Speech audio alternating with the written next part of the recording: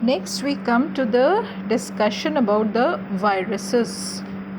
Viruses are non-cellular microscopic structures that can replicate inside a host cell, and this host can be a plant cell or an animal cell. And viruses have not been given any due position in Whitaker's kingdom because they possess characters of living organisms as well non-living organisms. So we can say that they are a connecting link between living and non-living entities.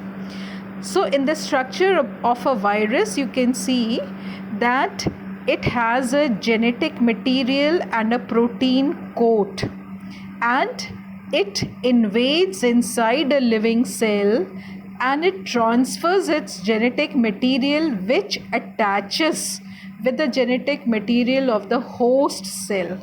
So now in this way it is able to produce copies of itself, and these copies then go into new cells and they cause infections there.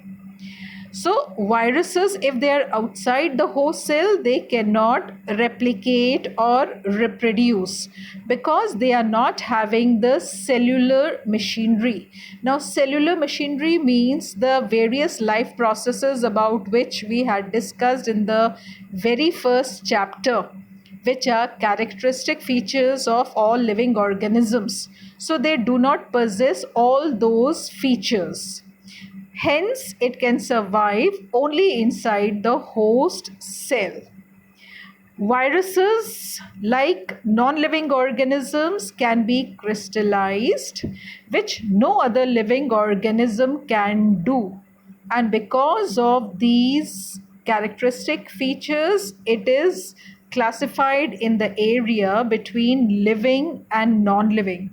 When it is outside the host body, it behaves like a non-living entity, and when it is present inside the host cell, it behaves like a living organism.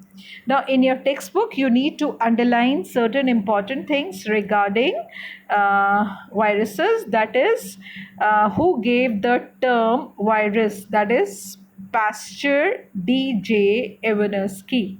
He gave the name virus, and then on the same page, in the same paragraph, you will find that M.W. Bejernik, he called the fluid containing the virus as contagium vivum fluidum, meaning infectious living fluid.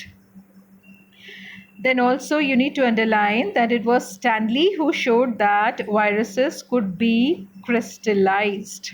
Okay, and in the last sentence of the same paragraph, please also underline viruses are obligate parasites.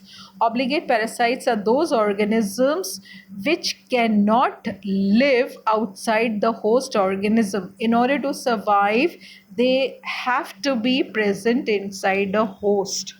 Okay, some of the organisms you will find that for a part of their life cycle they can lead a parasitic mode of life, but a part of their life cycle they can also live as free organisms. Such organisms are known as facultative parasites.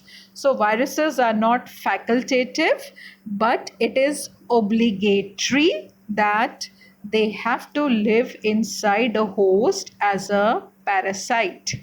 Then in the last paragraph, you have names of certain diseases caused by virus in humans as well as plants. So please underline them also, like mumps, smallpox, herpes, influenza.